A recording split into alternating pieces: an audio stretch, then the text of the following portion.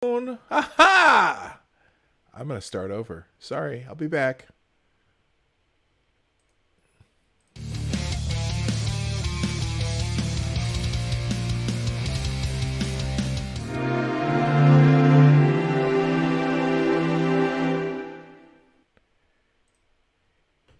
Hey there, hi there, ho there, you're as welcome as can be.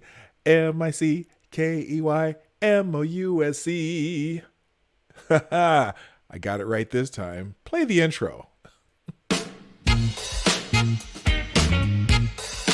Ladies and gentlemen, coming to you live from the Lucky Dog studio in a hidden location somewhere in the upper Midwest of the United States of America, it's a brother making his own way but with all the wrong opinions. Welcome to the Morning Night Live with your host, yours truly, Dawg Knight.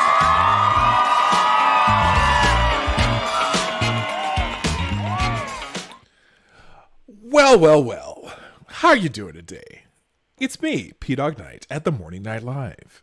And today, I only have really one thing prepared, and then we're just going to kind of go through some headlines and see what's happening in the world. Actually, I'm just going to go down a list of headlines and see which ones I want to click on, and we'll click on those and keep going. But before we do, I don't have my damn coffee. What did I do with my coffee?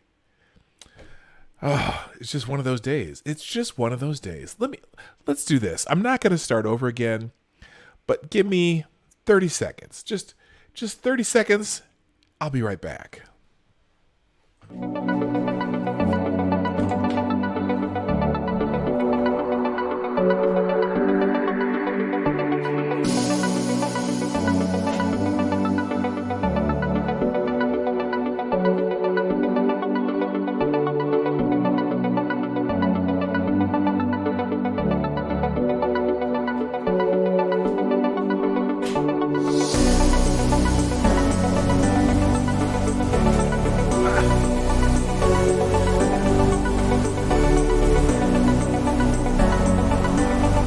Seven, 28, 29, 30.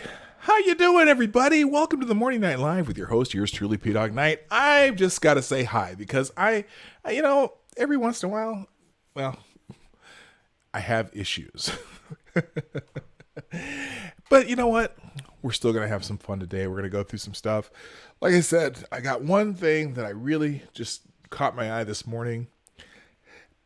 And it almost sounds like somebody who's trying to end their career. And maybe perhaps this person is, and who knows? I don't know. And then also, like I said, we'll go through some headlines. We'll see some Twitter trends. We'll do what we do on the daily. But first, I got to say hi to everybody that's here because I really appreciate y'all coming in. Good morning, Jaeger Pony. Who was first? You get the bell, Jaeger Pony. And then, hi, Sarah. Hi, Sora Luna, I haven't seen you in a while. Good to see you here. Good morning, Necro. Good morning, Chadwick Dupree, a.k.a. Chadwick. Cracked us here during the actual show. That's awesome. Good morning, Pirate Pete. Good morning, who else? X-Bubba Hotep, and Chicago Mike, and Maddie, and Norman Keena. And hey, that's a pretty good gang. That's a good start. That's a great chat. I like seeing it. And there's a couple lurkers out there that I can't quite see, but that's okay. I don't have to see everybody. But so thanks for being here. So this morning by the way, I do have my reparations coffee. But now I feel much better. I feel complete. I feel real. I feel like my day is just correct. So this morning, I don't know. And now, the title of my stream today is Who's That Guy? Because, there are so many people running for president, for the Democratic nomination for president, because none of them officially will run for president until one of them is actually nominated. And, everyone thinks, this is a good year to run because, you need some jazz? Sure, I could do that. Here, click. Thank you. Thanks for reminding me, Necro. I think that All right, you'll hear it in a minute. It's kind of just starting, but here we go. Anyway, there's all these people running for the Democratic nomination for president, and good for them. I mean, they seem to think that this would be a good year because if they can win that nomination, they think that the current President Donald J. Trump, they think he might be vulnerable, and so there's a lot of people running, a lot of people names everyone knows Joe Biden, and Kamala Harris kind of has she's made a name for herself. And there's a bunch, and I do have one prediction though that nobody probably believes. I honestly believe that Hillary Clinton is going to jump in the race. I don't know why I think that, but I think she is. But anyway, right now there's 24 candidates already running for the nomination, and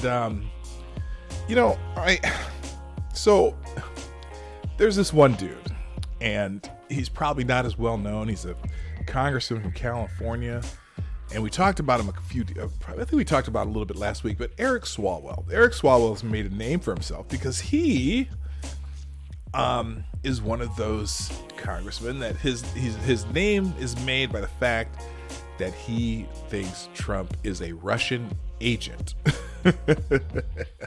He literally believes that the president of the United States is an agent in the service of Russia. Now, regardless of the facts that, I'm not sure if a Russian agent would bomb Russians in Syria and, do continue the sanctions on Russia and, be on the opposite side when it comes to Venezuela or just many other issues. They try to stop a Russian pipeline into Germany, which would, help Russia economically.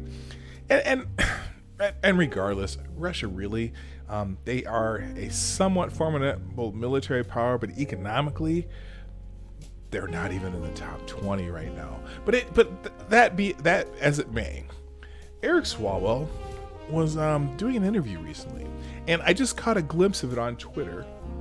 And now, by the way, Swalwell is polling at a statistic 0%. Okay, he has zero support, but he's running, and he was doing an interview. And I'm gonna show this to you because this is just a little clip of the interview, and maybe I should hide. I'm gonna hide what this tweet is though, because my answer is in his tweet. My answer to this. Okay, so here's a clip, real quick. Let me move this. Click that. All right, so now you can see what I'm talking about. Now let's just hear this, and you can already see the question on the screen. Listen to this, and listen to this answer. Why should another white guy be president? Well, a white guy who doesn't see other identities or understand other experiences should not be president.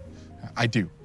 And where there would be gaps in my knowledge or my experience, I will pass the mic to people who do have that experience. I've also pledged that I would ask a woman to serve as vice president. Why? Okay, so now, me being a person of color listens to that answer, and I think to myself,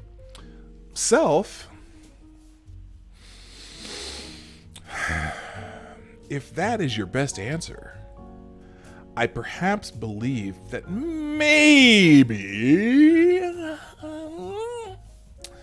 you shouldn't be running for the nomination.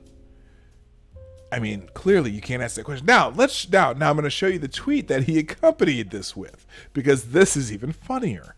And so here we go. I'm going to hit the escape button. I may be another white guy, but I know where there are gaps in my knowledge or my experience, and I know when to pass the mic. Here is my suggestion, Congressman Swalwell. Why bother? Why bother run for president? Maybe you should just pass the mic right now and get out of the race. I you know what? This dude is never going to go anywhere. And you know what? Here's the deal. Oh, by the way, as a person of color, because I always,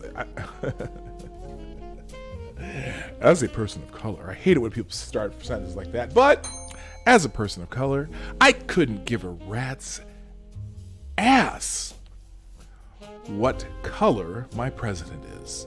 I don't care if they're skin color. I don't care if they're a man. I don't care if they're a woman. I don't care if they're gay. I don't care if they're straight. I don't care if they're cis. I don't care if they're trans. I don't care if they're disabled, old, young. I was going to say stupid, but I do care if they're stupid. I don't want a stupid president. I don't care. What I want from a president is one who understands that the president isn't necessarily supposed to be the most powerful person in the planet. But I do want a president that can work with the people in the legislative branch and come up with things that make sense for the country. Your color has nothing to do with it. Your gender has nothing to do with it. Now, I was going to stop at that, but your sex has nothing to do with either, because apparently sex and gender are no longer one thing, and that's fine. I don't care. You want to change how we use language, that's fine. Keep them separate. That's fine. I'm not even going to disagree with it in the current context that we use those words. I don't care. So first of all, this woman asking this question, well, why should another white guy be president? Well, why should anybody be president? Because his answer was so bad, though. Don't even acknowledge that question as a question that means you answer the question by saying, you know what? I don't accept the premise of your question. The president has nothing to do with what your color is or the fact that I'm a male. The president needs to be able to lead and needs to be able to, I don't know. Y'all know what I'm saying. This guy drives me nuts, but he's so busy being. So now I'm looking at some of the other responses to this. John Hawkins, you may never be president, but this does have a chance of being the cringiest clip from a presidential contender of 2019. Keep on fighting the good fight. Yeah, he shouldn't have even answered that with anything but why he should be president. Your question is stupid, young miss, however you identify yourself. See, look at me being all careful and shit. I gotta stop being so careful. Yeah, it's just silly. I don't care. But I'm Caucasian. Technically, I have color. I'm not invisible. Yeah, there you go. I hear you. I understand your point. But anyway, so that's my BS of the day that caused me to name my stream into something today. So now I just want to let's go through some headlines, because gosh, this music has me so mellow. I feel like I should talk in a deep, smooth jazz voice on the radio. Yes, and then our next greatest hit is going to be, I don't know. Did I say, let's see. Oh, hey Norman, how are you doing? I see you popped in here. Were you in here earlier?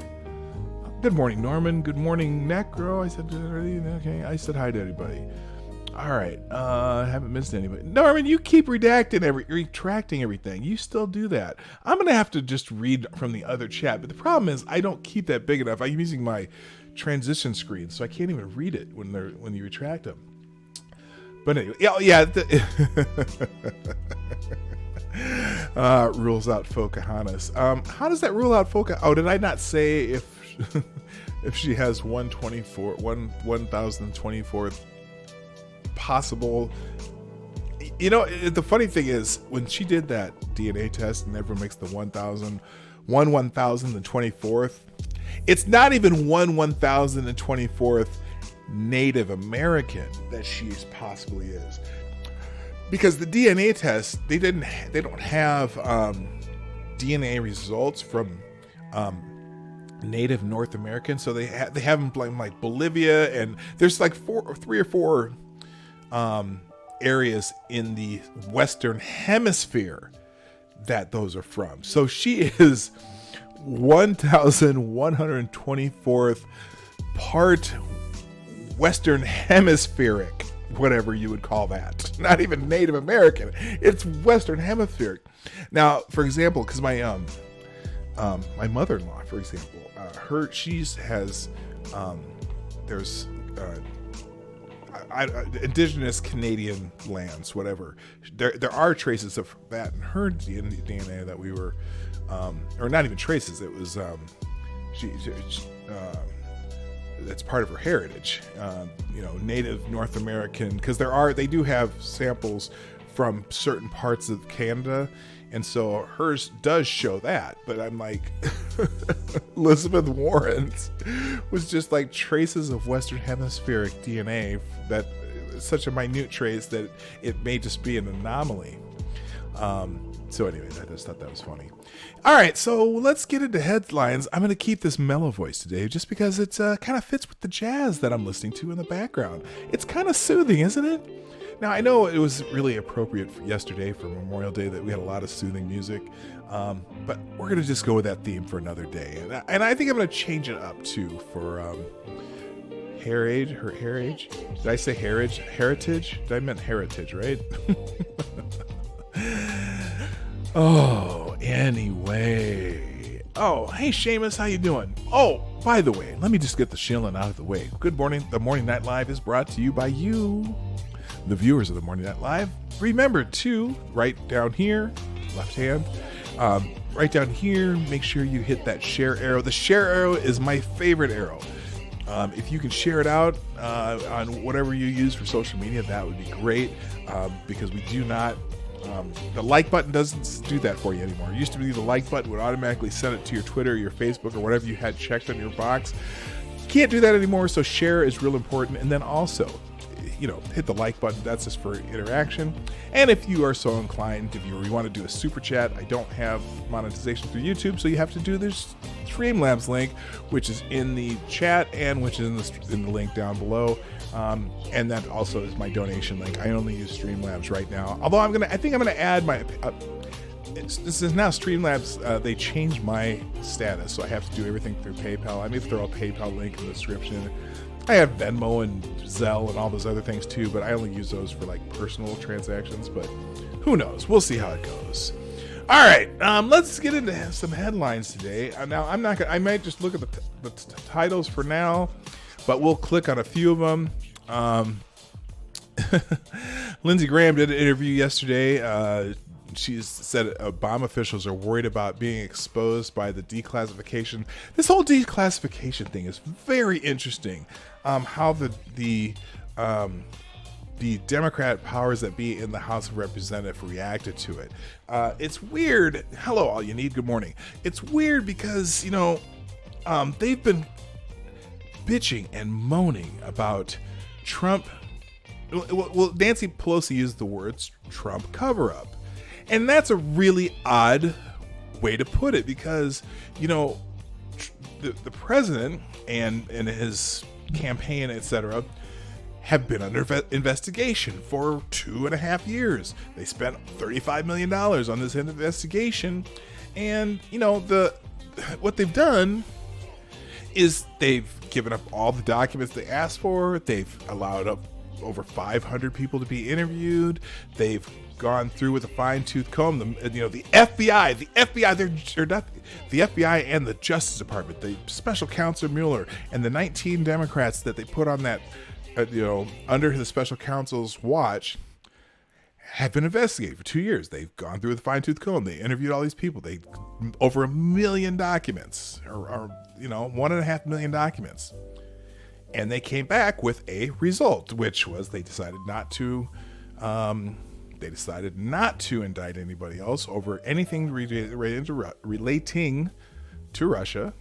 And then they left it up to the Attorney General whether or not they're going to do obstruction of justice. Now, the Democrats suddenly now say, okay, well, he can't, William Barr, the Attorney General, came out with his summary of the results, the conclusions, which was just the summary of the conclusions, not the summary of the report, but the summary, just the actual conclusions, which there was no more indictments, so they're not going to get anyone else for collusion or construction or conspiracy or whatever.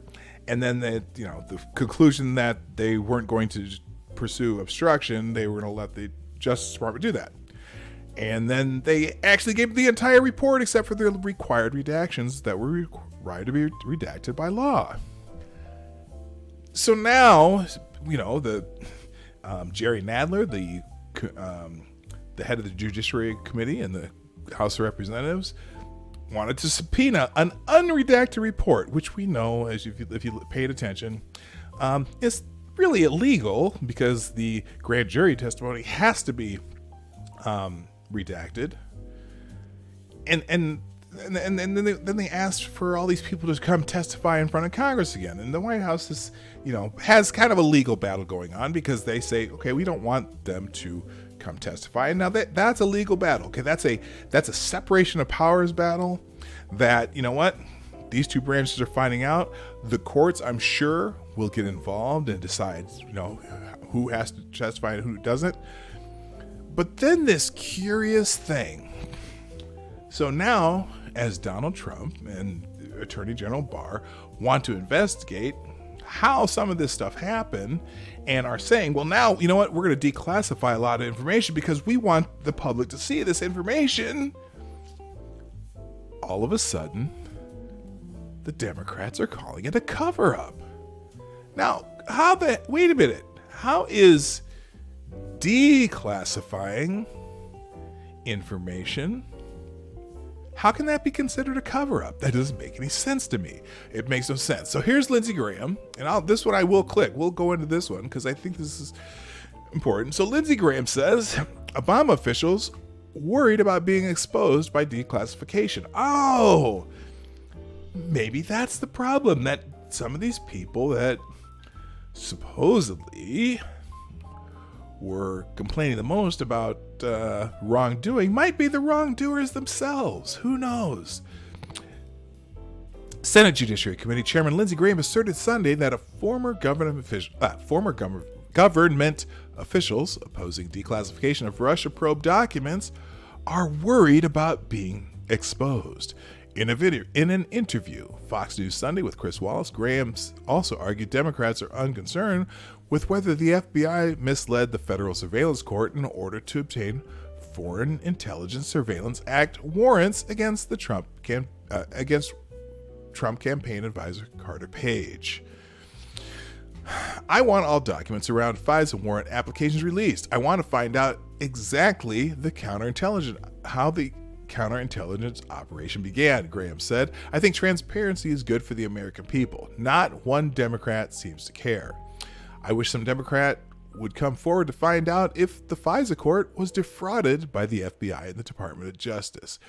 On Thursday, President Trump granted Attorney General William Barr the authority to declassify documents from the Russia probe. He also instructed the heads of several federal agencies, including the CIA and the FBI, to provide documents to Barr as part of his review of the origins of the investigation. So, it's just strange that suddenly by declassifying things, they're considered cover-up. Now, I saw another part of that interview that a lot of people are talking about. Chris Wallace asked Lindsey Graham if people refusing subpoenas to testify in front of Congress under the Nixon administration and under the Clinton administration were grounds for contempt charges.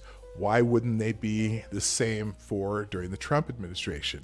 And Graham seemed somewhat kind of stumped by that question. But I would also, I wish that, I kind of wish that Wallace would have also said during the Obama administration, because there were people who refused to testify under subpoena. And in fact, Eric Holder refused to give up some documents and some testimony under subpoena, as well as Brian Pagliano, Hillary Clinton's, computer guru setup guy that set up her server and things like that. But it was a valid question. But I think the difference is there was no investigation. The investigation wasn't already completed. These investigations were being done by Congress and not by the FBI or by the Justice Department. Whereas in this case, there's already been an investigation. There's already a report on it. I don't know so it's going to be interesting to see how that plays out in court. Whether or not, the courts are going to say, well, nope, your people have to go testify again to Congress. Personally, I think, it just seems like, I don't know if it's valid or not. I mean, that they are the oversight function of the government.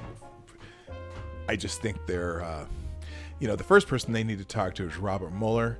And it's strange because they want Robert Mueller to testify, but they don't seem to be pushing that as much as anything else. And I which is kind of surprising. You think that would be their number one priority, is to get Robert Mueller to testify.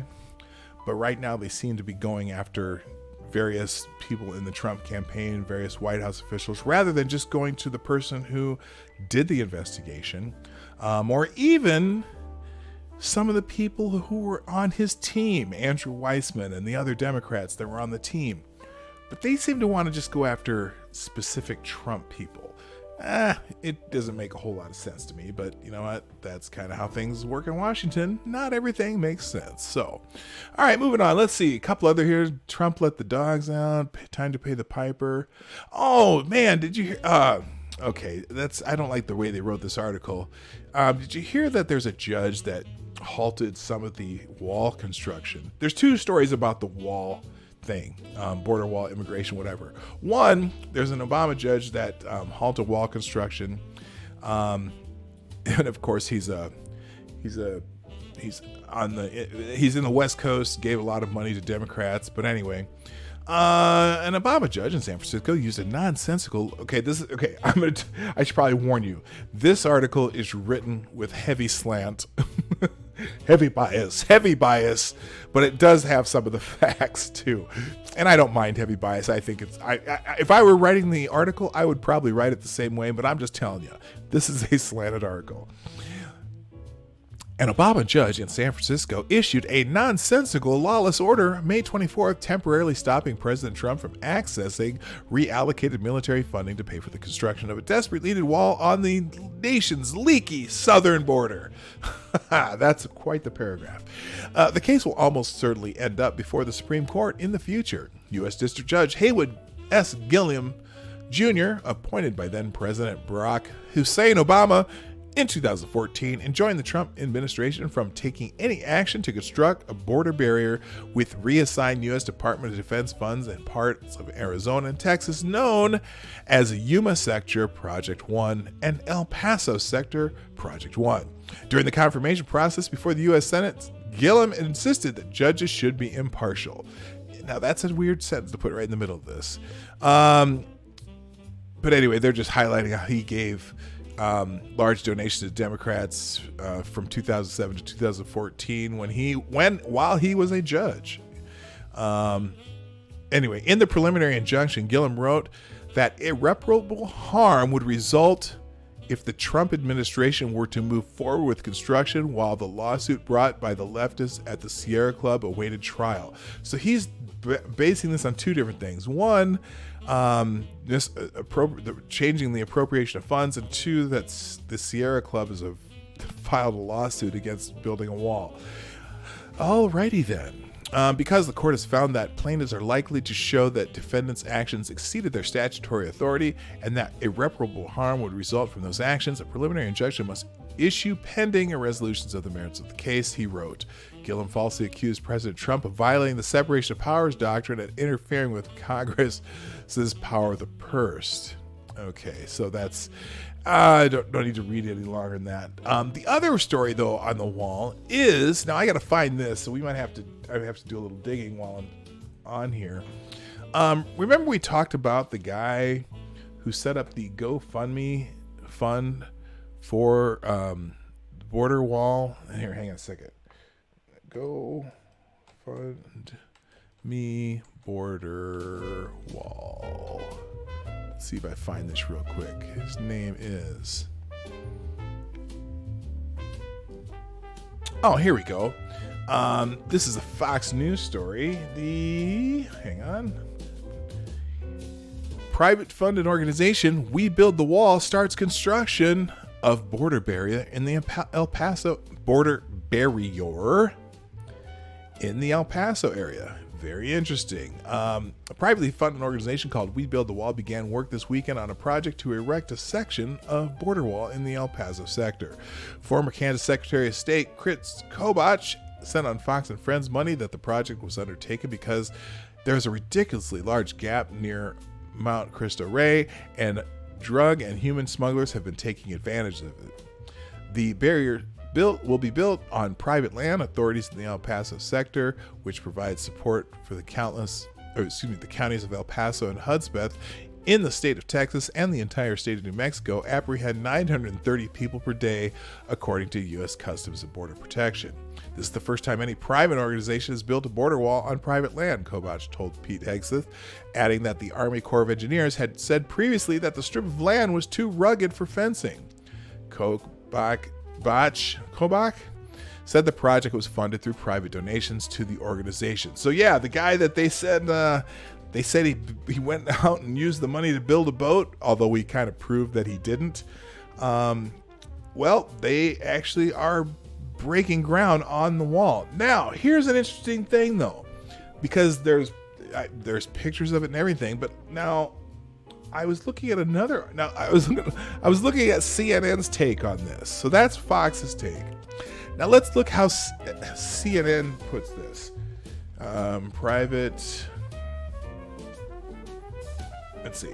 Privately funded border wall. Let's see. Where's that CNN article? Let's see. Hang on here.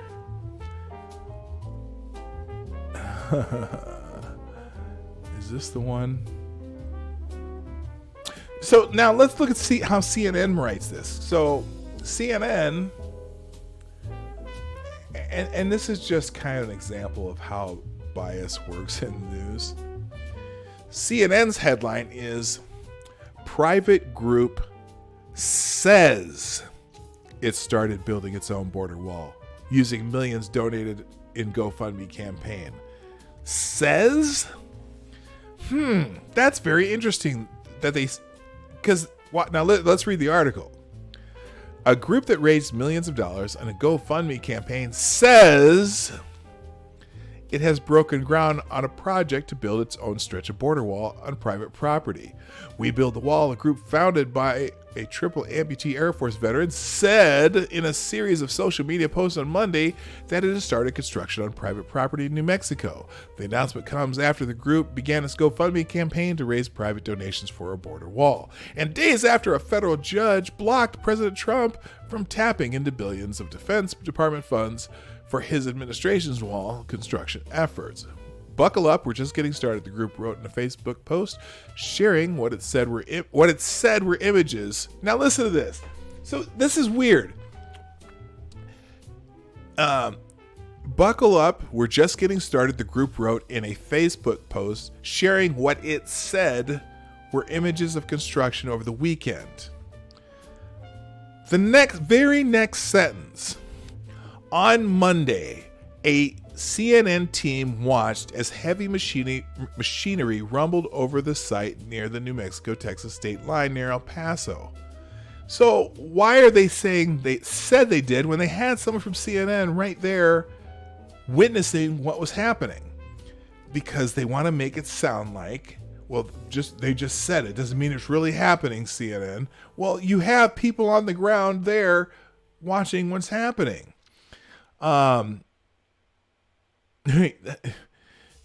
Chris Kobach, former Kansas Secretary of State and longtime immigration hardliner. Really? Immigration hardliner? That's kind of a... it's an editorial statement in your news reporting, right? Spoke to CNN over the clanking and beeping of construction equipment.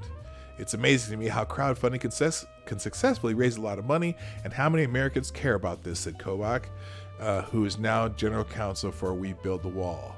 A half-mile stretch of wall on the site is nearly finished, Kobach said, costing an estimated $6 million to $8 million to build.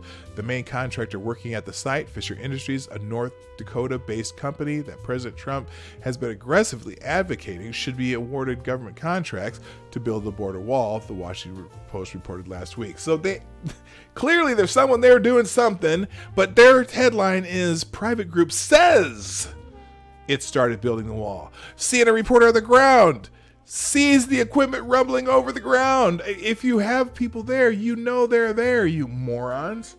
I just don't get it, man. They just can't. Oh my gosh. Yeah. Building a wall is a man's work. CNN Soyboy reporter could not identify man's work.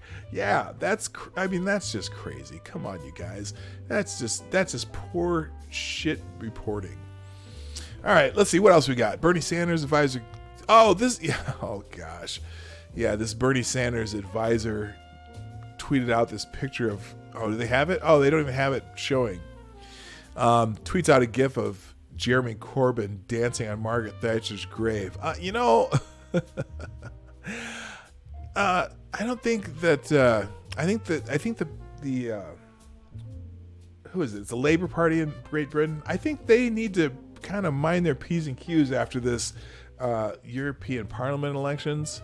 I think the old Brexit Party is doing some work out there. So here, I don't care about that. But yeah, that was actually Bernie Sanders' advisor, though, that tweeted that.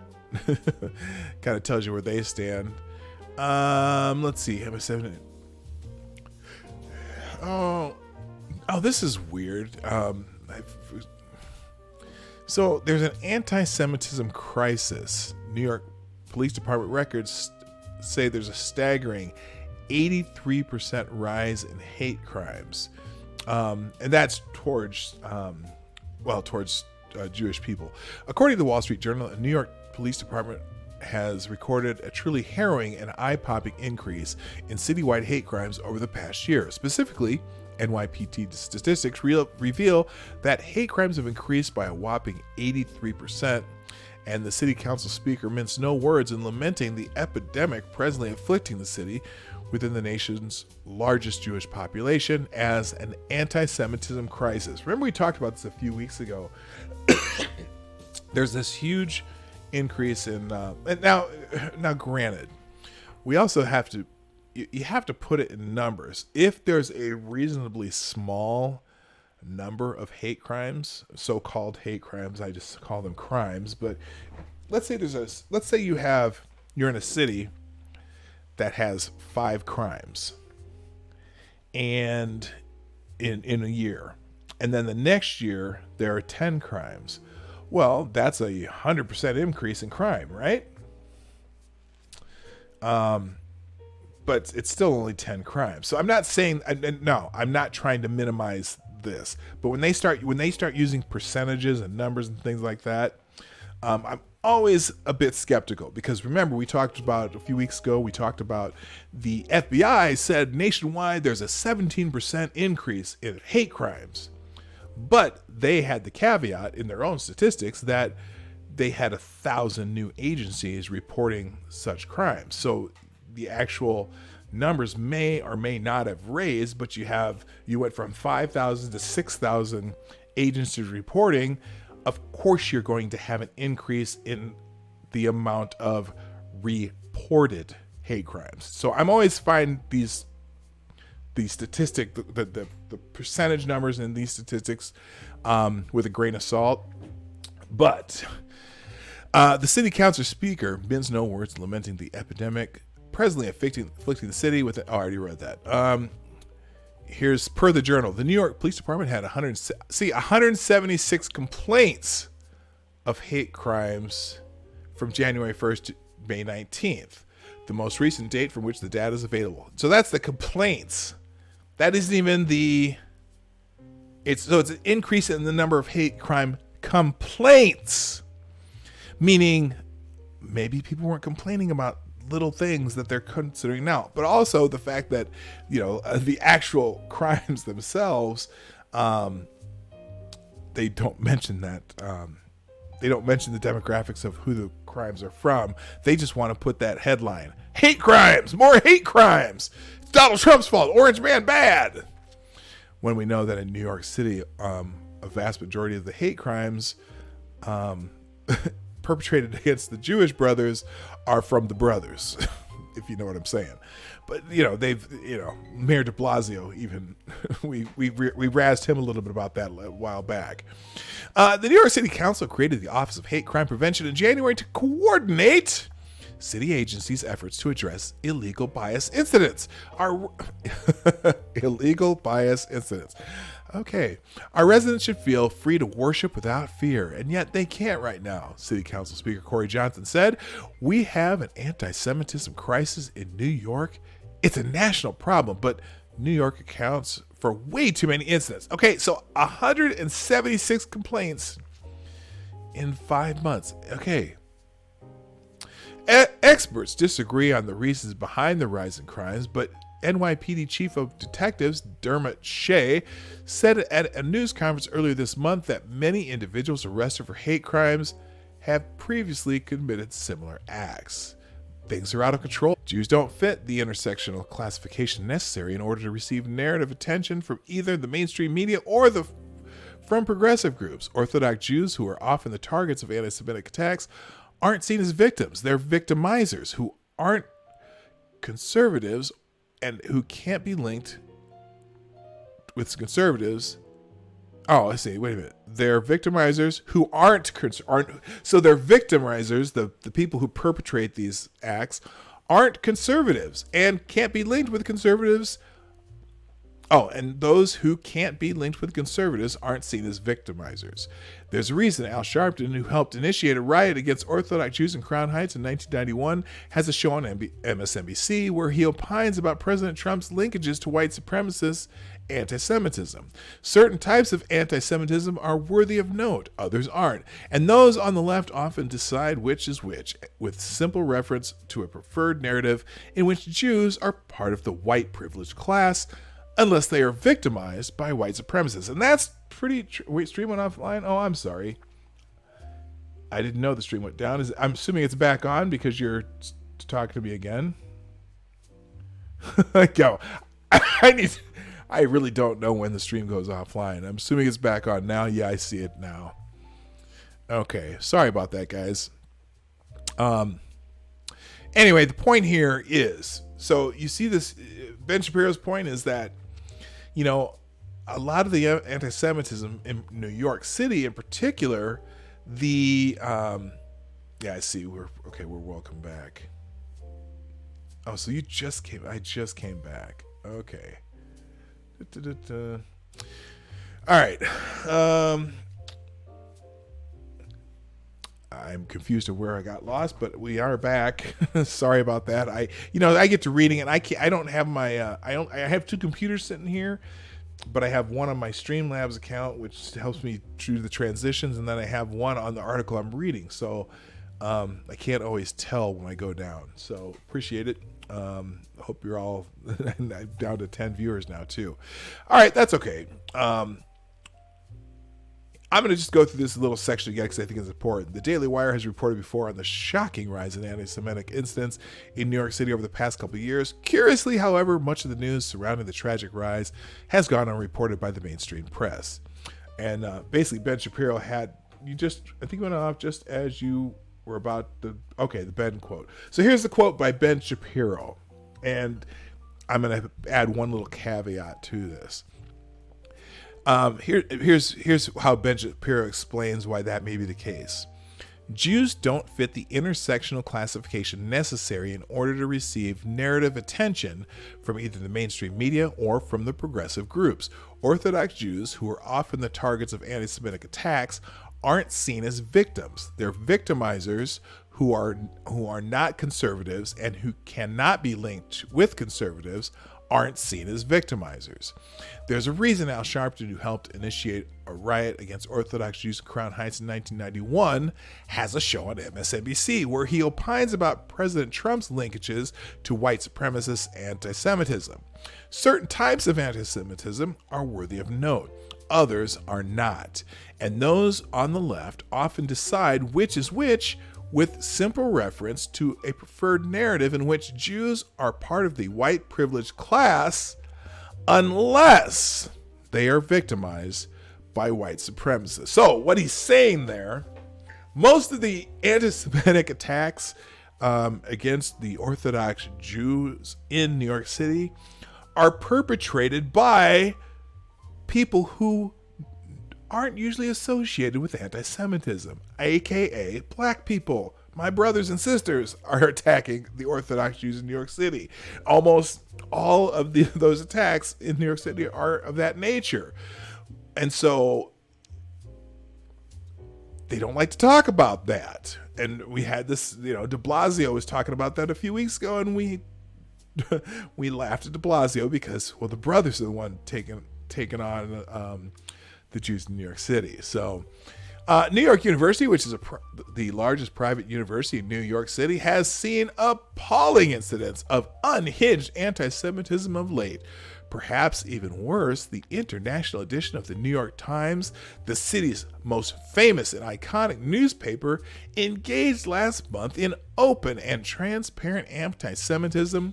The Daily Wire reported on the Third Reich reminiscent cartoon and the Times' initial non-apology at the time. Remember that? They did that. I mean, if the biggest paper in your city, in fact, the biggest newspaper probably in North America or possibly even the world, puts out an anti-Semitic cartoon,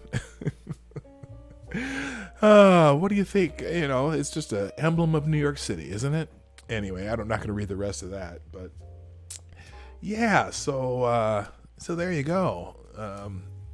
The rise in anti-Semitism in New York. Let's see here. Oh, imagine this. Now we've got a case of smolletizing.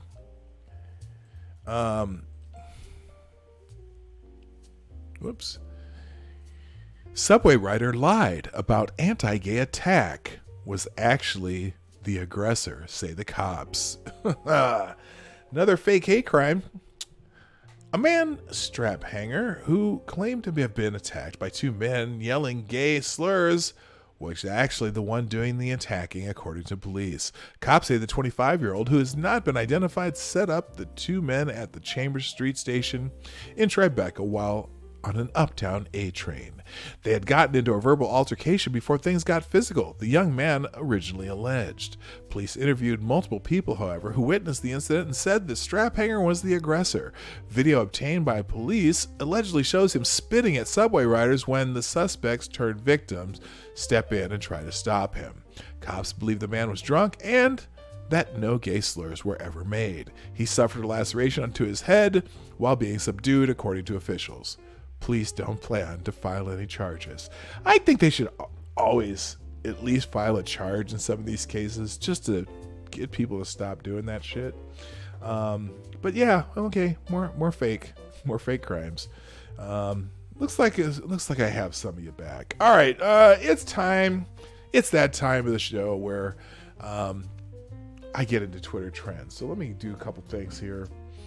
Because let's find out what's happening in the world. Let's find out what's going on Twitter. In fact, before I go even to Twitter trends, I'm just gonna see what's at the top of my feed. By the way, thank you Necro, thank you Sarah, and I always forget who S Derbs is, but thank you for tweeting out the show and tweeting out the link. So good, I really appreciate that. That's great.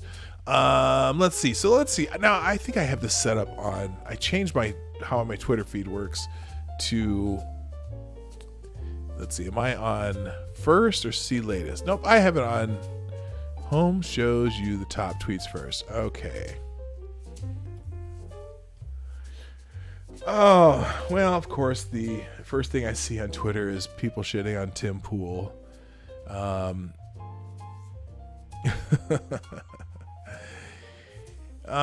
So Tim Pool made this video about, well, I'm pretty sure you saw this thread from the clip from Captain Marvel that they cut out of the movie, and where some guy, here, let's just watch it. I'll probably get, okay, here we go.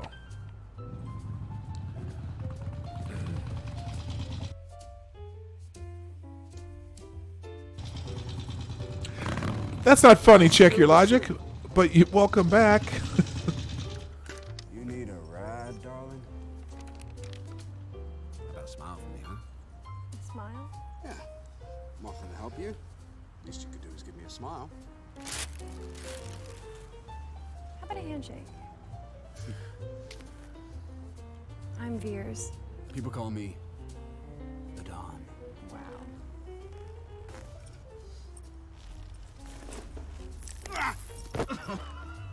Here's a proposition for you. You're gonna give me your jacket, your helmet, and your motorcycle, and in return, I'm gonna let you keep your hand. So, here's what's odd about this. What, no smile?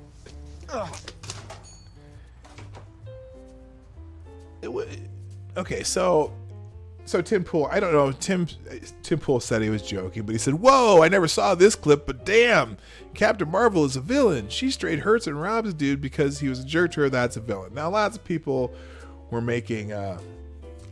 comment on this, just because, it's not an unusual trope. Oh, Indiana Jones was a villain. Whatever. So Tim Pool makes a video about this today, talking about how he, what did he do? He accidentally made the woke crowd, what did he say? Oh, support fascism. Like, Tim, okay, dude, everyone's just taking this too seriously, but I think he was kind of joking here. But what's weird is in this clip, so she's, now the guy was being a little bit of one of the typical jerk. I think this is why they cut it out, because it was just too obvious. They were trying to make the guy seem like a jerk and whatever. But I'm curious, why does she's Captain Marvel. Why does she need his motorcycle? Maybe I haven't seen the movie yet, and I don't know, because I may or may not see them. I'm going to wait till it gets on either pay-per-view or Netflix, because it'll be on there eventually. But I'm not understanding why she needed to steal his motorcycle, but apparently I see. She's trying to look normal. Is this when... Never mind. I'm not talking about this movie anymore. I haven't seen it. I don't know what the hell I'm talking about. But lots of people some people get really upset when you make fun of Captain Marvel movies. I don't know. Anyway, let's just go to trends. Gosh, I am just floundering today. What is going on here? All right, let's get into the trends. Number one, Tuesday Thoughts, aka Captain Marvel's. No, that's Tuesday Thoughts. There will come a time when you believe everything is finished. That will be the beginning. Okay, there's your Tuesday Thought. Oh, Dem goals 2020. Defeat Trump in a landslide. Defeat Mitch McConnell, who's probably the most despicable member of Congress ever. 3 bonus defeats: Lindsey Graham, Susan Collins, Tom Cotton. Okay. Well, you know what? Senate GOP vows to quickly quash any impeachment charges. Okay. Well, that's their prerogative. They do what they want to do. That's their prerogative. You got to beat them or you will lose. Whatever. People just like to bitch. More Tuesday Thoughts. Here, let's see what Donald Trump's thinking today. Donald Trump tweeted, "Hey, had a great visit with our ally Japan. They love me here. Numerous Japanese officials and even Emperor Naruhito himself told me that if I was the U.S. president during World War II, Japan would have easily won the war by 1942. I told my... What? Oh, this is the... I got burned by a parody account. I didn't even read this. Holy shit. Okay. I you know who I felt like, right? I felt like, what's that? Oh my gosh. That was my Ron Burgundy moment because I didn't look to see that was the Trump parody account. That is funny. Oh, good God. People bitching whether you believe he committed collusion or not. I do. It's irrefutable that he openly obstructing justice. Well, no, you're not obstructing justice because justice goes through the courts and through the through the enforcement branch, not Congress. So clearly he's not openly obstructing justice. Whatever. He's siding with murderous tyrants. He's keeping kids in cages. No, he's not. He never did keep kids in cages. Oh my God. I believed it. Oh, by the way, Dawg Knight, have you started your own hashtag like monkey? And oh no, I haven't done that. You know what? I just take direct messages. I prefer just going into my DMs and doing stuff there. Just because, you know, sometimes you want to tweet an article that you don't necessarily want to tweet as part of your own feed, but you want to send it to them. And so no, I don't do that. The French Senate is going to restore Notre Dame back to the way it was. I saw that. Yeah, you know, there's been all this talk about making this great. I was going to say they're going to turn it into the woke palace. They were going to try to make this, you know, big glass spire and have some sustainable gardens in the roof of Notre Dame. And the French Senate said, no, we're going to restore it exactly the way it was, and that's all. End of story. Goodbye. So yes, I did see that, Necro. Thank you for bringing that one up. I laughed about that when I saw that too earlier. All right, moving on from Tuesday Thoughts. Let's go on because it's already been too much. Number 2, National Hamburger Day. Oh, that's my kind of day. Let me see what the first one is. Facts. If you don't put mayo on your burger, I can't help you. National Hamburger Day. Team Mayo.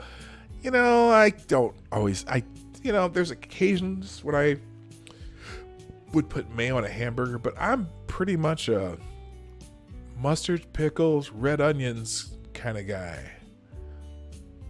Or mustard, pickle, onions. I don't even necessarily put ketchup on my burger. Unless there's lettuce and tomato, then I might put ketchup and mayo on my burger, but I can, you know what I really like? You know what's really, really, oh God, no, not Miracle Whip. Although I used to be a Miracle Whip guy. When I was a kid, my mom always bought Miracle Whip, but then I started to learn to appreciate mayonnaise. But beyond that, you know what I really like?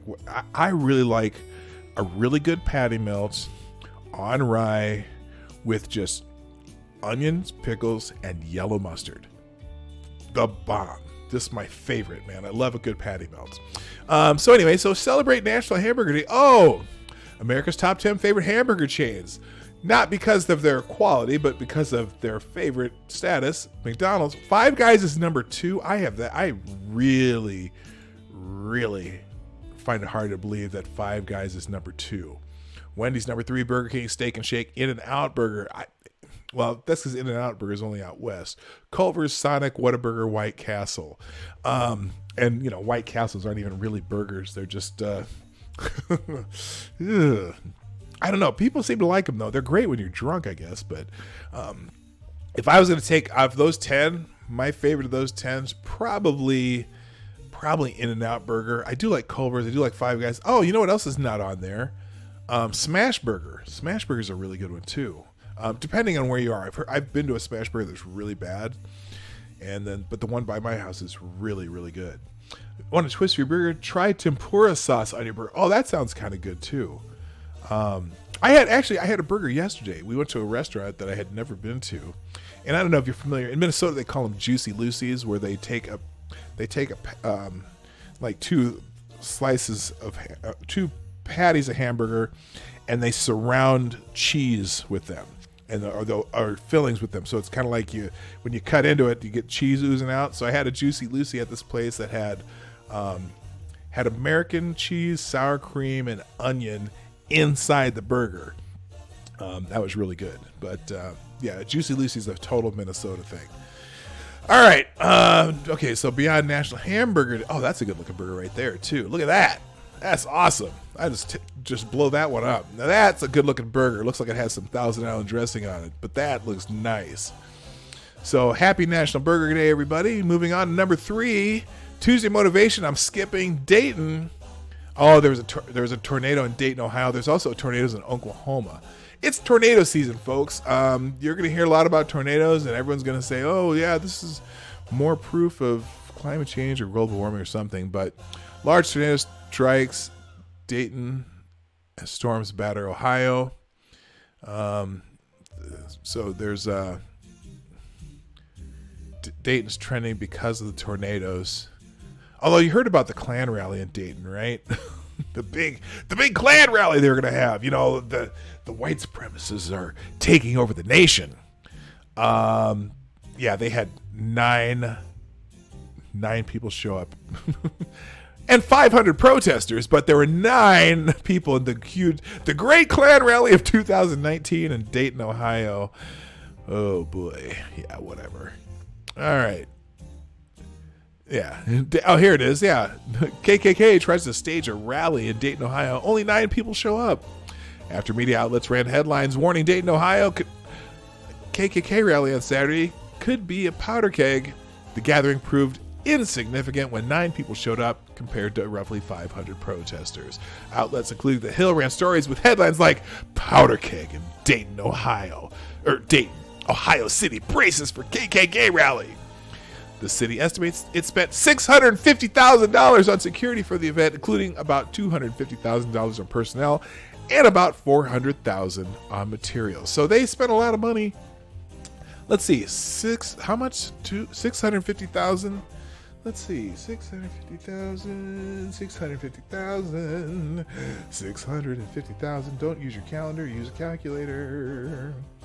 Then there's a calculator. 650,000 divided by 9 equals $72,222 per KKK member. Oh, when people realize that all this hype about all the white supremacists and all the hate organizations that are just proliferating during the Trump era, one of these days we're going to look back and go, where were they? Where were they? Yeah, I always laugh because, people talk about this so much. And it's part of it is because, the news media, they need strife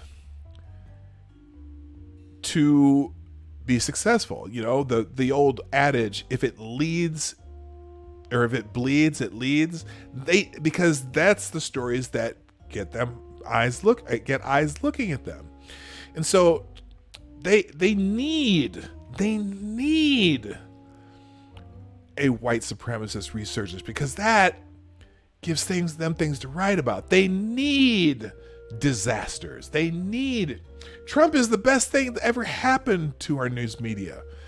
This Rust investigation, put CNN back on the map. But now that the actual investigation's over, CNN's bleeding viewers, and the ratings at MSNBC are down, and so it's really strange. But anyway, all right, back to the trends. So Dayton's trending because hope the people in Dayton, Ohio are okay with all the tornadoes. Also in Oklahoma, there were tornadoes. I think it was yesterday. I think near Oklahoma City, there was a couple cities that had some damage. The president tweeted out about that, and of course, people bitched at him about tweeting about it. Okay, Mackenzie Bezos. Oh, did you hear about this? So, Jeff Bezos' estranged wife, who they are divorcing, apparently she's now worth, because of the divorce, she's worth roughly $36.6 billion. Yes, billion with a B. Well, she just signed the Giving Pledge, which encourages the world's wealthiest people to dedicate a majority of their wealth to charitable causes. Apparently, she's planning on giving half of that money, that half of her fortune, to charity. Now, I don't know. Here's the curiosity, because I haven't read the entire article. I only read the headline. I'm wondering when she's going to do this. Oh, dude, you know what? Okay, so look at this couple. What does this tell you? What does this picture tell you? Anybody? What does this picture tell you? This picture tells me that a really ugly dude. Y'all finish that sentence yourself. Just finish the sentence I was about to make in the chat. This picture tells you that a really ugly dude ... Finish that sentence in the chat, please. Just to see. I just want to see if you're listening. Mackenzie Bezos has promised to give at least half of her fortune to charity just months after finalizing her divorce from the world's richest man. The newly minted billionaire has signed the Giving Pledge, which encourages the world's richest people to dedicate a majority of their wealth to charitable causes, either during their lifetimes or in their wills. So note, doesn't say she's giving it up yet, although she could. If she just gave it up now, would it hurt her a bit? I mean, what does she need it for? Anyway, during their lifetimes or in their wills. The initiative was launched by Warren Buffett and Bill and Melinda Gates in 2010 and has so far attracted the support of 204 individuals and families. Mackenzie Bezos became one of the richest people in the world following her divorce from Amazon founder Jeff Bezos earlier this year. She ranks 22nd on the Bloomberg Billionaires Index. Her personal fortune is now worth an estimated $36.6 billion with the B dollars. Her former husband leads the global rankings with a net worth of a roughly $114 billion. So she didn't get half, but she got enough.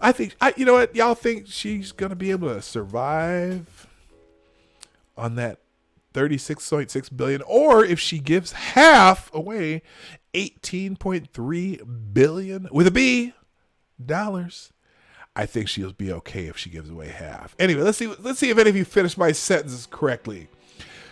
My sentence was an ugly man ... Let's see. She's a gold. I ain't calling you a gold digger.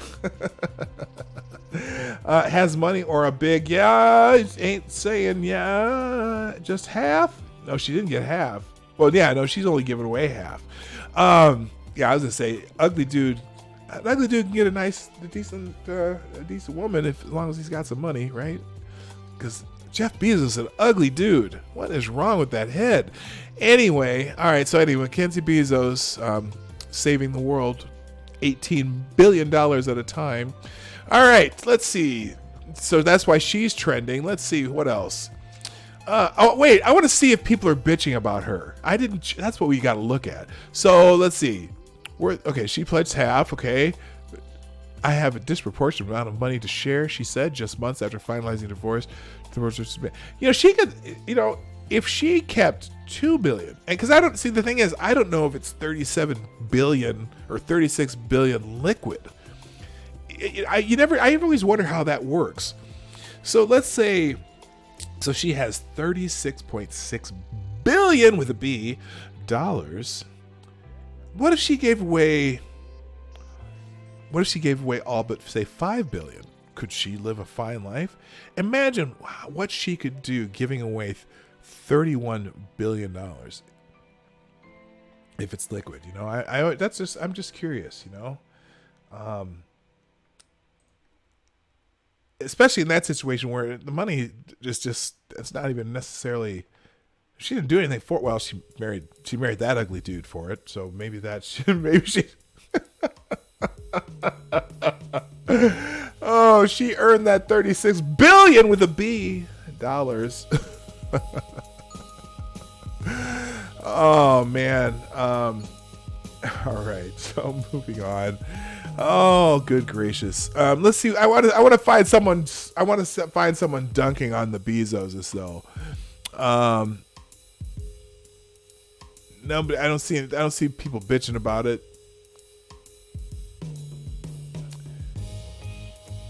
Oh yeah. Now people are bitching about him because he declined to do the same.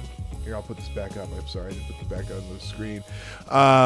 News: Mackenzie Bezos, one of the wealthiest women in the world, has signed the Giving Pledge. Her ex-husband, the richest person in the world, has conspicuously and repeatedly declined to do the same. Hey, you know what? Fucktards. He doesn't have to. He can if he wants to. He can wait until he's on his deathbed. He can do whatever the hell he wants with what he's earned. Nobody, you know what? Guess what? I am an Amazon customer. I voluntarily give my money to them for things that I want back for me. Give my money for things of value to me. Whatever he does with that money, once I give it to him, I don't give a crap. Okay? If he makes billions because he has things people want, or he has a business that people want that makes their lives better, I guarantee you, me buying a refrigerator part for my broken crisper drawer through Amazon saved me a hell of a lot of time, and they delivered the damn thing to my door. So all I had to do is take the old broke one out and put the new fresh and shiny new one in, and that gave me value. And I have no problem with him taking whatever little profit out of that transaction because it made my life better. I don't care. It's his money.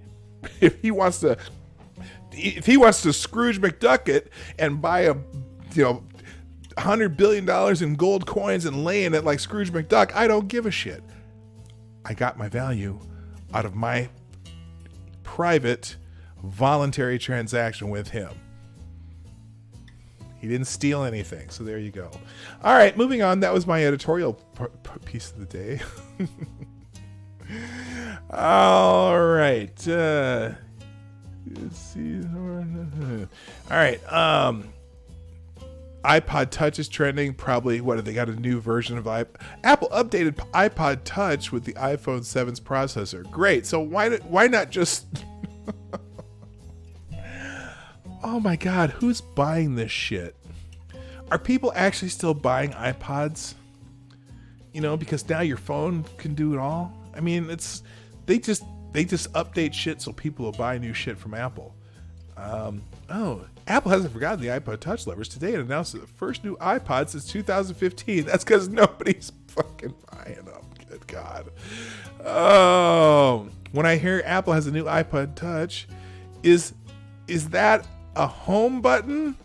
Yeah, okay. Enough of that. Good God. Richie Incognito trending with Hard Knocks, Perfect. I don't even know. Anyone know what Richie Incognito is? I see. He's a football player.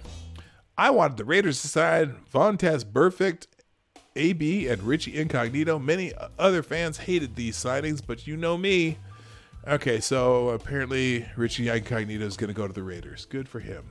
All right, RJ Hampton, top NBA prospect, announces he's foregoing college basketball for the New Zealand Breakers. Oh, interesting. This is a kid. He's a high school prospect. Now, the only reason I know is because I follow high school basketball because I coach basketball, and he's a top prospect. Where's he? I can't remember where he's from, but he said he's going to go play. His dream has never been to play college basketball. Instead, he's joining Australia's NBL. So he's going to play for a year or two in New Zealand, and instead of going to college. You know what? If he makes enough money playing basketball, he can pay for his own college. I have no problem with that. I mean, whatever. I mean, I don't. Not everyone needs to go to college, especially to play basketball. That's just a racket. Although I love college basketball. Let me make it clear. I love college basketball, but it's a bit of a racket. All right, number 9 is Tuesday morning. We're skipping. The Resistance Rises is trending. Oh, Oh, the resistance. How about ya? Let's see. The resistance rises. Elizabeth Warren is building momentum. She doesn't sugarcoat her views. She's got a plan for that. Nevertheless, she persisted. Oh, Elizabeth Warren gains ground in the 2020 field, one plan at a time. Good for her. Oh, and Scott Dworkin. Okay, Scott Dworkin. I can't imagine him writing something about the resistance. Imagine that. Scott Dworkin says, America deserves better than the biggest traitor in U.S. history acting like he's the president.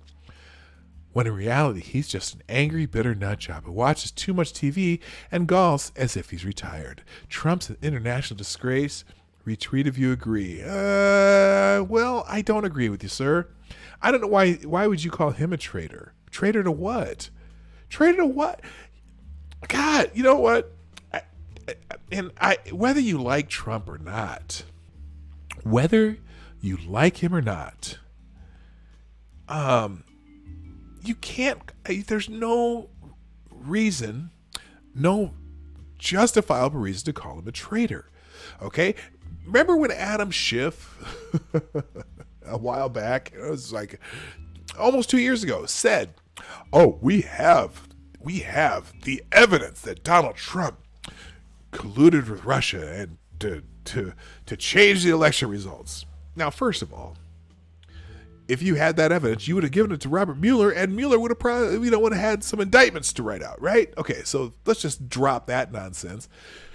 The fact that he's fighting with Congress over testifying and all this other shit, it's nothing new. What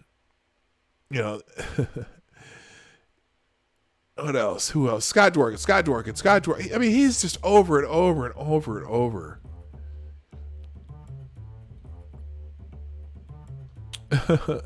Don't retweet this. We don't want Donald to see anything about the resistance trending. It will make him absolutely furious. Please stop retweeting out the resistance rises. Oops. Yeah, this is just, it's one of those Twitter hashtag games that you get every once in a while. So yeah, there's a lot of people who hate Trump, but yeah, whatever. Moving on. Justice Thomas. Why is Justice Thomas trending? Justice Thomas writes devastatingly on abortion and eugenics in his concurrence issued today in Vox versus Planned Parenthood. This says pretty terrifying words from Justice Thomas. If you think that condoms and the birth control pill should remain legal. What? Is this what he wrote? Planned Parenthood founder Margaret Sanger recognized that eugenic potential of her cause. She emphasized and embraced the notion of that birth control opens the way to the eugenist. Sanger, Birth Control and Racial Betterment, Birth Control, Reverend February. Okay, that's her book. As a means of reducing the increasingly spawning class of human beings who never should have been born at all. Sanger argued that birth control is really the greatest and most truly eugenic method of human generation. Margaret Sanger, Pivot of Civilization. In her view, birth control has been accepted by most clear-thinking and far-seeing of the eugenists themselves as the most constructive and necessary of the means of racial health. Yeah, Margaret Sanger was just not a good person. She did. I mean, not because she founded Planned Parenthood, but she was a totally racist human being and eugenicist. I'm gonna have to disagree on the birth control parts of that. I have my personal problem with using abortion as a birth control. Although, again, I'm one of those people. I am absolutely. My cognitive dissonance on this subject probably doesn't qualify me. I am anti-abortion, and yet I think it's remain legal. So, I mean, now obviously my nuance on how long into a pregnancy it should be legal, still haven't really. I don't have a good conclusion for that. I'm not going to use my religious background to determine that as far as civil law, but that's why I don't like to talk about it. I do not have good. Anyway, so that's why Thomas is trending today. What happened with the Indiana? It said something in a. Okay, so his is a dissent. So it wasn't the majority opinion. And he's also, let's see, he's calls for the reconsideration of landmark libel ruling. I don't know. That's not why he's trending. He's trending because everything on here is about abortion. Justice Thomas writes for the majority. Oh, okay, there's a whole bunch of things he's in here for. He writes for the majority he writes for the majority, Justice Ginsburg, Breyer, Sotomayor, and Kagan joining. Oh, so he ruled on something with the so-called liberal half of the court, interpreting the Class Action Fairness Act as Congress wrote it rather than as the U.S. Chamber of Commerce may intended. Oh, let's read this. This is interesting. I didn't see this. This may be interesting to you or may not, but we're going to read it anyway. Huge win in the U.S. Supreme Court. Court refused to make it easier for corporations scamming consumers to push cases to their favorite courts. Congrats to our amazing client, George Jackson. Second SCOTUS win for public justice this year. Also, congratulations to the fourth. Here it is. Breaking. The biggest win for workers over forced arbitration in the Supreme Court memory. The New York Prime versus Oliveira explains how remarkable advocacy. Okay, I just want to know what the ruling is. Oh no, that's a unanimous. That's not the decision I'm looking at. Doggone it. Let's see.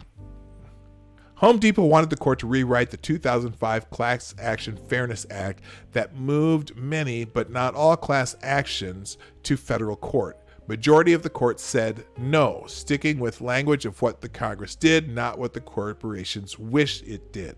Court also rejected extreme Home Depot argument that would have let corporations move nearly all large personal injury cases to federal court. Oh, why would they do that? Technical but huge win. Beat back today a dramatic pro-corporate shift in law and jurisdiction. Scam in the case was very ugly. Home Depot and its scam partners lied to people that they supposedly needed water treatment systems, way overcharged for them, lied about finance terms, lied about referral systems. Okay, so I remember that case. This was a true team effort, superb brief written by the amazing blah, blah, blah, blah, blah. So interesting that in that case, Justice Thomas wrote the majority opinion. Ginsburg, Breyer, Sotomayor, and Kagan joined in that in the ruling. So, wow. And then he wrote but he's trending because of his dissent in an Indiana abortion case, which he was the only judge that argued it, and based on they say a eugenics themed rant. Well, you know what? He's not the only black person who talks about that. Black anti-abortion foes are quick to bring up the eugenics angle that was brought on by Margaret Sanger, so not surprised. Tony Horowitz, Confederates in the Attic. Pulitzer Prize winning author Tony Horowitz has died. He was on a book tour scheduled to read at Politics and Prose tonight. Oh, wow, that's a bummer. I mean, you're in the middle of a book tour, and you die in the middle of it. That's sad. Let's see. Oh, okay. He was a chronicler of the South. Was on a book tour when he reportedly died suddenly on Monday. Wrote a book called The Confederates in the Attic. It sounds like it's just a historical book. I don't know much about him, but anyway. Next on there, Michael Wolff. Oh, good God. Michael Wolff is trending. You know who Michael Wolff is? He wrote that really bullshit book about Trump that he went on whenever someone writes a book about Trump, they all get on all the networks, CNN, MSNBC, and none of the people interviewing him believed anything he said because he supposedly had all these White House sources, and yet nobody could corroborate half the shit in his book. Well, Michael Wolff claimed in his recent book that prosecutors drafted a 3-count obstruction of justice indictment against President Donald Trump. Mueller spokesman, the documents that you've described do not exist. Michael Wolff's he's just a scumbag liar. He's so funny. Here, let's read the Washington Examiner article. Michael Mueller, obstruction indictment against Trump mentioned in Michael Wolff's book does not exist. Special counsel Robert Mueller's office pushed back against author Michael Wolff's claim that prosecutors drafted a 3-count obstruction of justice indictment against President Trump. The documents that you described do not exist, Mueller spokesman Peter Carr said in a statement to the Washington Examiner.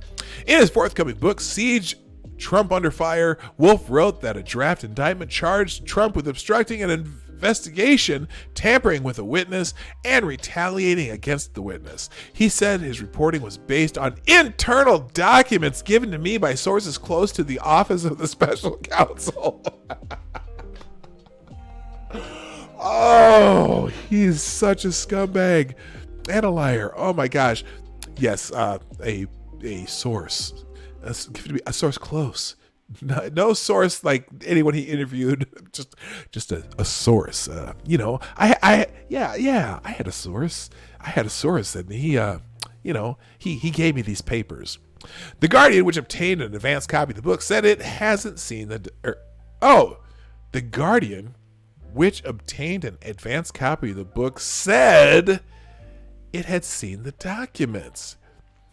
Wolff's last book on Trump, Fire and Fury Inside the Trump White House, was released in 2018 and heavily scrutinized was heavily scrutinized for its flippancy with facts. Mueller was appointed in May 2017 to investigate Russian interference in the 2016 elections. Nearly 2 years later, he submitted a 448-page report detailing the investigation's findings to the Justice Department.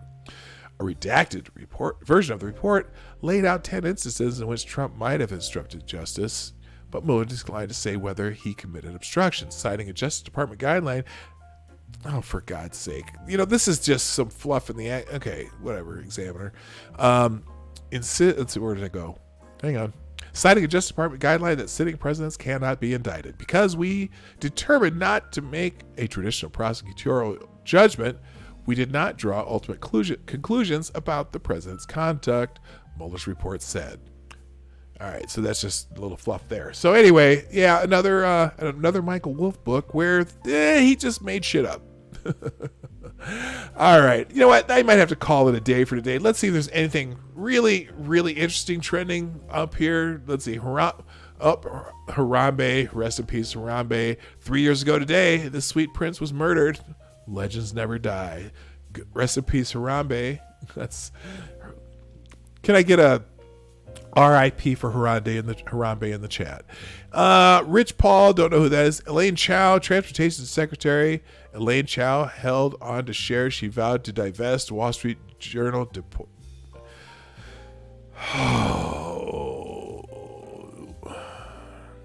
Okay, so shares she vowed to divest, the Wall Street Journal reports. Elaine Chao still owns shares and stocks she promised to divest. You know what? It's possible. It's possible. This entire regime does... Okay, it's not even illegal, though.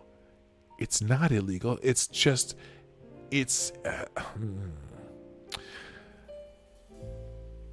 Okay, in the Wall Street Journal, I can't read the Wall Street Journal article because I've already read too many free ones this month. It'll be interesting to find out what they'll do. Interesting news on Elaine Chao and Mitch McConnell. Also, don't forget, Mitch McConnell removed sanctions against Deripaska, who then turned around and invested hundreds of $millions of into a Kentucky aluminum operation. Chao and McConnell are compromised, and so is this country. Well, we'll find out. And if, you know what, they can sanction her or whatever. All right. And if it gets a law, then they need to throw the book at her. There you go. Brandon Jennings.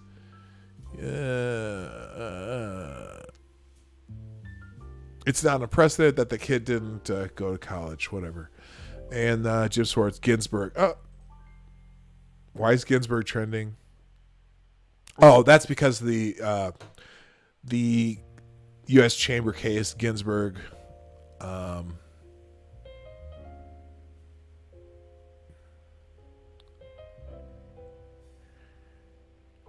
Okay. Anyway, Justice Ginsburg's trending too, but nothing bad. She hasn't passed away or anything. So, all right. So, hey guys, that's gotta be it for today for the Morning Night Live, because it's that time. It's 1/2 the hour, and that's usually when I try to end by, even though I usually go over time. Hope you enjoyed the show today. Let's see. Let me check the chat, because I haven't really. Okay, so we're down here.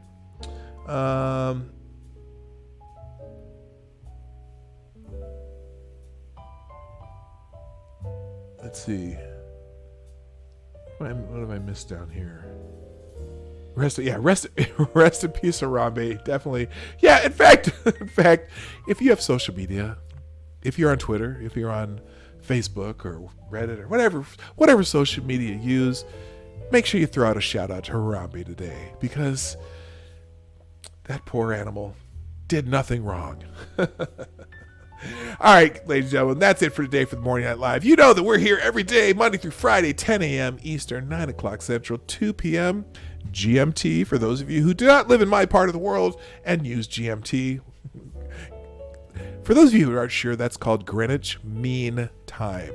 And you get a plus or minus based on where you are in the world past that line. So, and also don't forget that if you haven't done it already, hit the like button, hit the share button, and you know what? That Streamlabs link, it's got to be used once in a while. Just if you want to throw it down on the tip jar, that'd be great. If you don't, that's great too.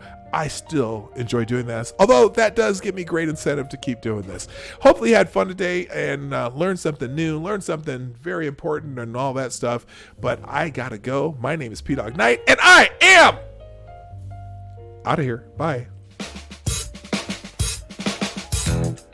Hey, this is Dawg Knight, and I want to thank you for joining me today on the Dawg Knight channel. Before you go, if you like what you saw and you're not already subscribed, please make sure that you hit the subscribe button down below, and definitely click that bell that pops up afterwards so you'll be notified when I post new videos or when we go live. I broadcast my live show, The Morning Night Live, Monday through Friday, 10 a.m. Eastern, 9 o'clock Central, and 2 p.m. GMT. A special thanks to all supporters of this channel who share our videos on social media and who make donations through our Streamlabs link in the description below. Thanks again, and until next time, I'm Dawg Knight, and I'm out of here.